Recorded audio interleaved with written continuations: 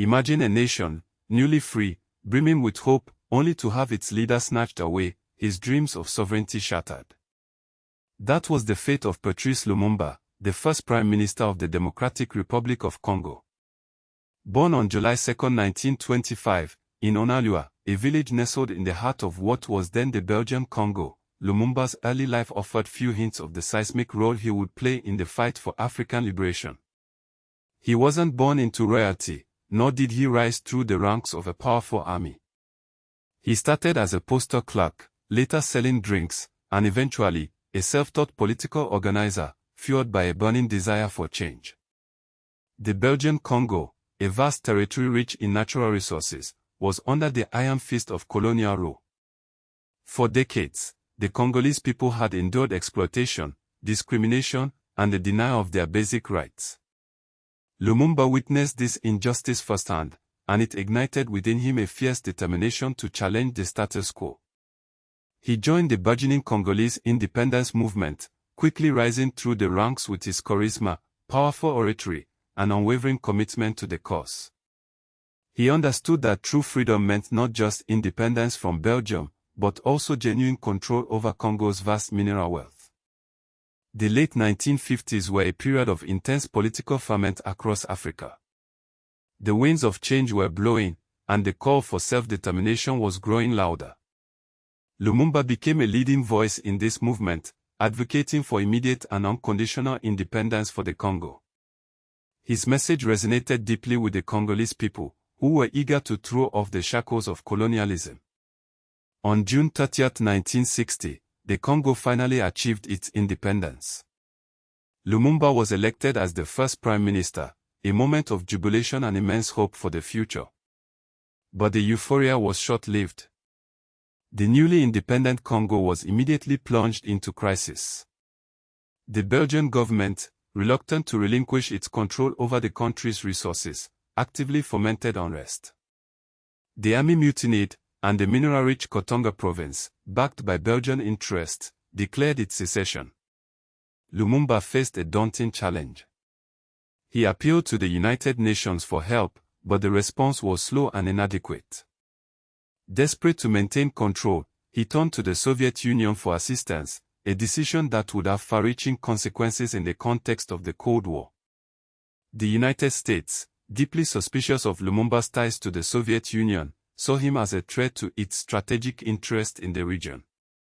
A covert operation was launched to remove him from power. In September 1960, just months after independence, Lumumba was overthrown in a military coup. He was placed under house arrest, but he managed to escape, hoping to rally his supporters. He was eventually captured, betrayed by those he thought he could trust. The details of his capture remain shrouded in mystery, a testament to the complex web of political intrigue that surrounded his downfall. On January 17, 1961, Patrice Lumumba was assassinated in Katanga. His death sent shockwaves across Africa and the world. He became a martyr for the cause of African liberation, a symbol of resistance against colonialism and foreign intervention.